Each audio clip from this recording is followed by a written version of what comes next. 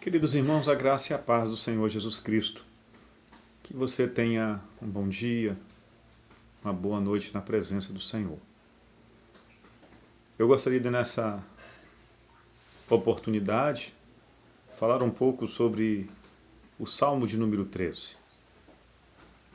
E mais especificamente, sobre quando temos a sensação de que Deus não nos ouve. Vamos ao texto? Até quando, ó Senhor, tu te esquecerás de mim para sempre? Até quando esconderás de mim o teu rosto? Até quando estarei inquieto, tendo tristeza no meu coração cada dia? Até quando se exaltará sobre mim o meu inimigo? Atenta para mim e ouve-me, ó Senhor meu Deus. Ilumina-me os olhos, para que eu não durma o sono da morte. Vamos orar.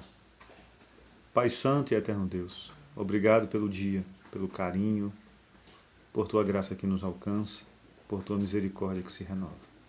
Perdoe os nossos pecados, Senhor, e nos ajuda. Vem em nosso auxílio nesse tempo tão difícil que vivemos, mas na certeza de que o Senhor está conosco. Tu és o Deus presente e o Deus que nos observa, e não apenas observa, o Deus que intercede em nossa vida e nossa história. Muito obrigado, Senhor, por ter nos escolhido para sermos seus filhos. Em nome de Jesus. Amém. Meus queridos, o Salmo 13, até o verso de número 3, onde eu fiz a leitura, ele traz uma inquietação da alma e do coração de Davi. Até quando, ó Senhor, tu te esquecerás de mim para sempre? Até quando esconderás de mim o teu rosto? No verso 3 ele diz, atenta para mim e ouve-me, ó Senhor meu Deus. Davi, ele desabafa, ele abre o coração com o Senhor e ele fala sobre aquilo que estava lhe angustiando. Davi diz a Deus, Senhor, eu estou falando, mas a impressão que eu tenho é de que o Senhor não me ouve. Ou de que se o Senhor me ouve, o Senhor não quer me responder. Não te esqueças de mim. E quando eu paro para pensar nessa inquietação da alma de Davi, eu penso na inquietação na alma dos discípulos de Jesus, quando, no meio do mar da Galileia, assaltados por uma grande tempestade, eles fizeram indagação semelhante à de Davi. Eles chegam para Jesus, que dormia na proa do barco, e questionam a Cristo, como assim? O Senhor não vai fazer nada? O Senhor não se importa? Aliás, nós temos um dos mais belos hinos do nosso cantor cristão, o hino 328, por título Sossegai, que narra, que dramatiza a situação, e a primeira estrofe diz exatamente isto.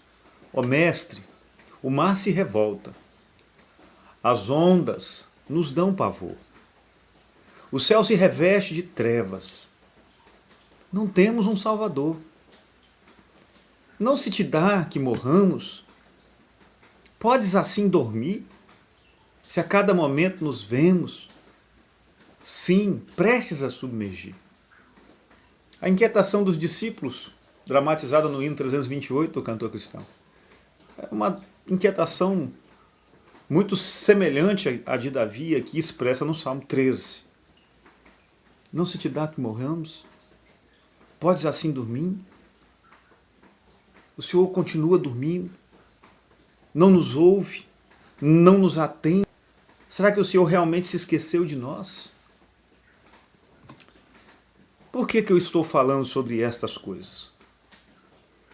Porque no momento específico da história, em que nós estamos localizados, esse momento de epidemia, esse momento de angústia,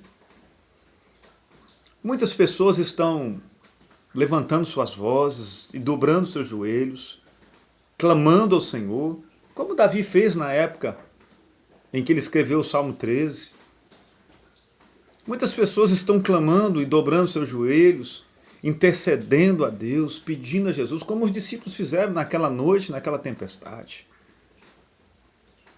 Nós vivemos momentos difíceis, como Davi viveu, como os discípulos viveram naquela noite.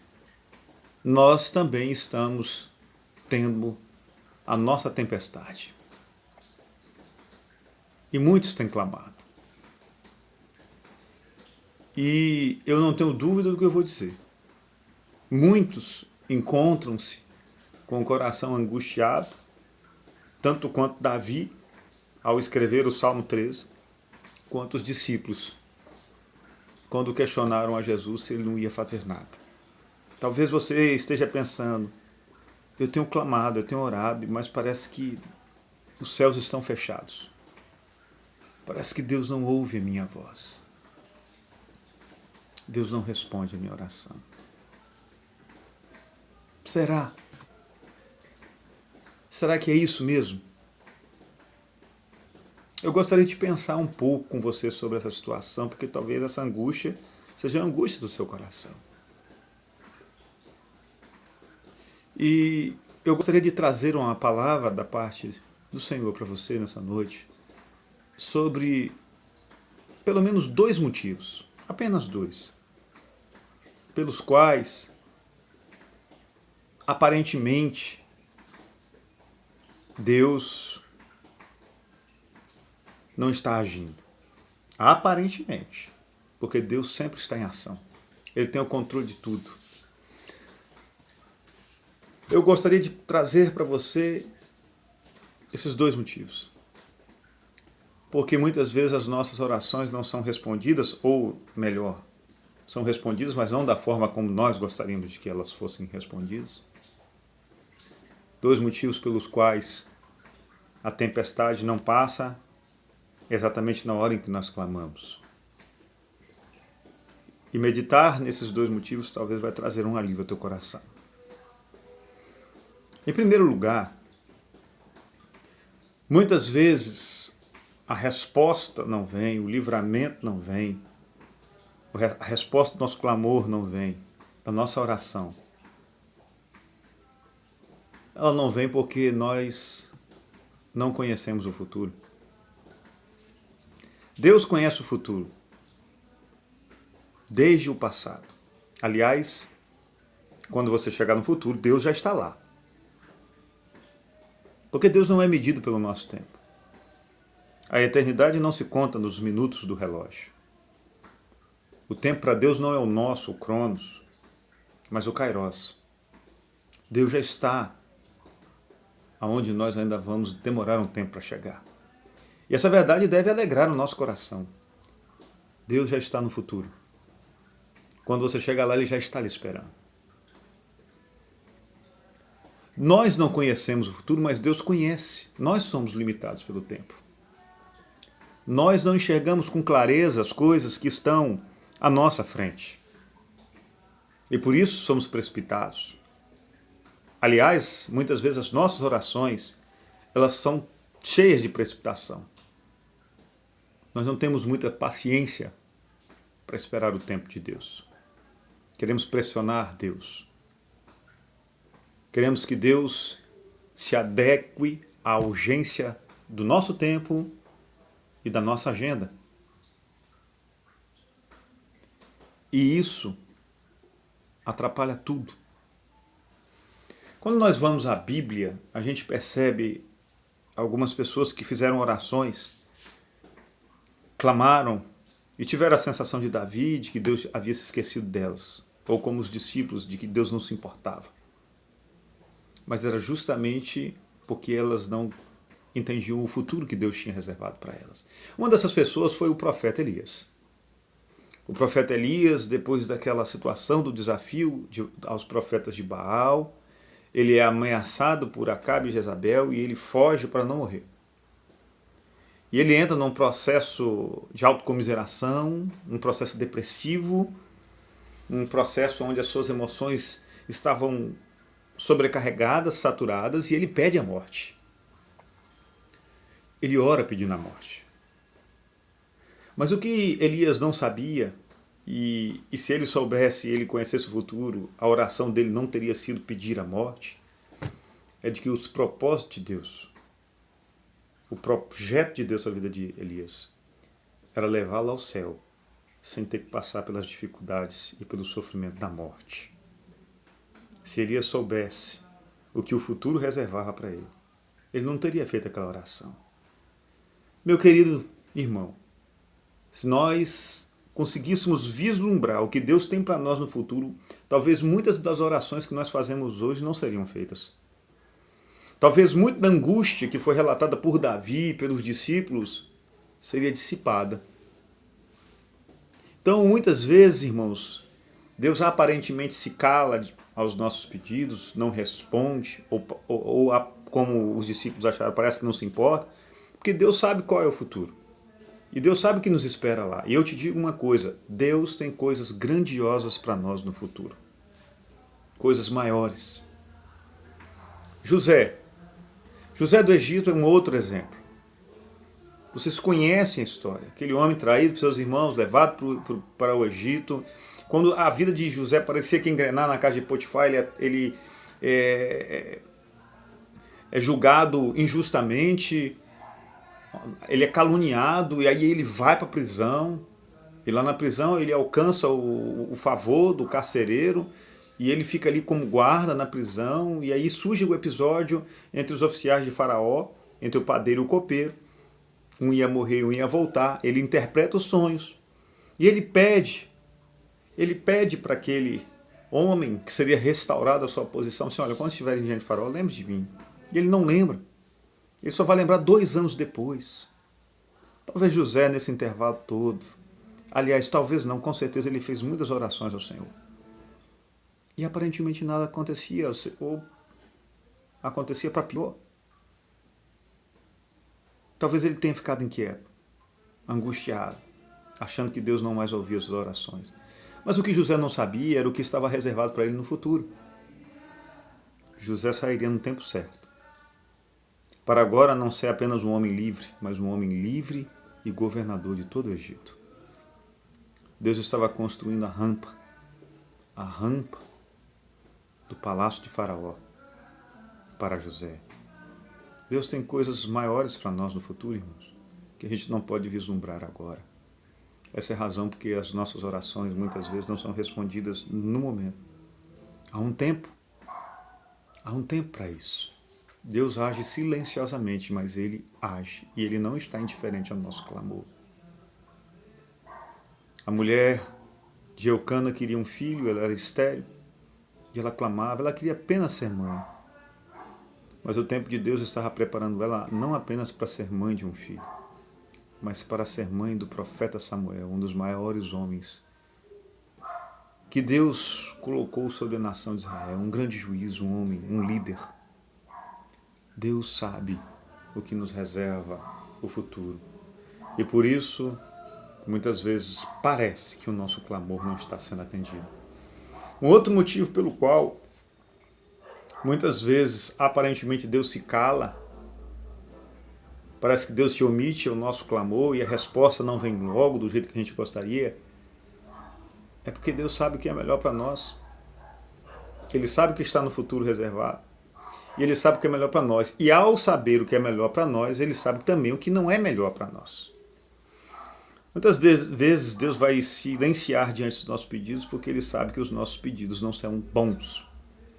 Aliás, na carta de Tiago, a Bíblia diz que nós oramos e não recebemos, porque muitas vezes oramos mal, pedimos mal.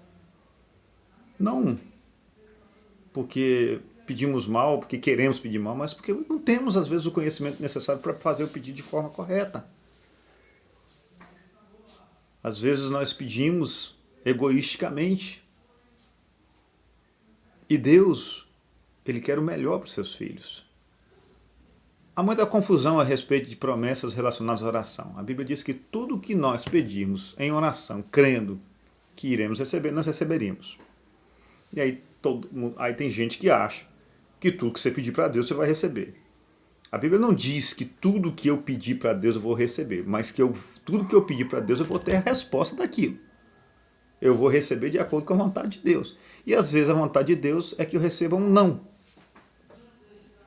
Porque o meu pedido não é bom.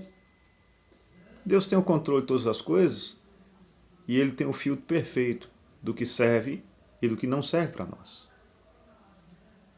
Às vezes, o tempo se prolonga, a tempestade dura mais do que a gente gostaria, mas esse tempo é o tempo que Deus vai usar. São as circunstâncias que Deus vai usar para trabalhar em nós, para nos amadurecer, para nos moldar, para nos purificar, para lá na frente Ele fazer uma obra maior. E aí eu me lembro de uma história que eu contei há um tempo atrás, em uma das mensagens pregadas na igreja, do homem que sobreviveu a um naufrágio, e aí nesse naufrágio ele encontra uma ilha deserta, e nessa ilha deserta, com os pedaços que sobraram de madeira do navio, do naufrágio, ele faz uma cabana. E em todo esse tempo, em todos esses momentos, ele agradece a Deus, agradece por ter salvado o naufrágio, por ter conseguido fazer uma cabana, por conseguir alimento naquela ilha. E um dos dias em que ele sai em busca de alimento, quando ele volta, a cabana dele está em chamas. E aí ele não aguenta e ora: Senhor, eu tenho sido grato por tudo, apesar das circunstâncias difíceis da vida. Mas parece que isso não está valendo a pena. A única coisa que me restava, o Senhor permitiu que virasse cinza. E aí ele vai dormir cansado de tanto chorar, exausto. E no outro dia ele acorda com um som ensurdecedor de um navio. E a tripulação já estava na praia para resgatar ele. Nós viemos te resgatar. Mas como é que vocês sabiam que eu estava aqui? Eu estava isolado nesse lugar. Não, nós observamos o seu sinal de fumaça no céu. Ou seja, a cabana daquele homem pegando fogo fez o sinal de fumaça que avisou o navio que veio resgatá-lo. Irmãos, às vezes a crise pela qual nós passamos é o sinal de fumaça da graça divina que vem nos alcançar. A gente não sabe quanto tempo vai demorar isso. Mas eu digo uma coisa para você: todas as coisas cooperam para o bem dos que temem e amam a Deus. Deus tem tudo debaixo do seu propósito. E Ele não desperdiça nenhuma circunstância da nossa vida. Enquanto Ele permitir, Ele está trabalhando em nós. E Deus trabalhando em nós é sempre para fazer algo maior lá na frente, para dispensar a sua graça sobre nós. Esse tempo vai passar, mas enquanto a tempestade não passa, saiba de uma coisa: o que nós precisamos verdadeiramente é a certeza de que Deus está conosco. Ele nos ouve, Ele responde segundo a sua vontade. Ele sabe que o futuro nos reserva coisas melhores e maiores. E uma última verdade: o que vai fazer toda a diferença é Jesus estar no barco da sua vida. Jesus está com você no meio dessa tempestade. Se Ele está, você vai atravessar. Você vai passar para o lado de lá. E deixa eu te dizer uma coisa, só para terminar a história dos discípulos. Eles passaram por aquela tempestade. Eles atracaram lá de lá. Sabe quem estava no lado de lá? O endemoniado gadareno. Tão ferozmente endemoniado que andava nu e nem cadeias podiam prendê-lo. Jesus foi para o lado de lá, com seus discípulos, para libertar um homem das garras de Satanás, para fazer a obra mais maravilhosa do mundo, que é a salvação do pecador. Quando a gente passar para o lado de lá, Deus espera contar com você mais preparado, mais maduro, para ser aquele que vai libertar outras pessoas das garras do diabo e deste mundo vil. Que Deus nos abençoe, a não nos impacientarmos, a não nos inquietarmos, sabendo que o favor de Deus está sobre nós em todo o tempo. Você pode não entender o que Deus está fazendo agora, mas se você serve e teme a Deus, isso ainda é o melhor para você. Que Deus nos abençoe, que possamos confiar mais no Senhor. Um grande abraço do seu pastor.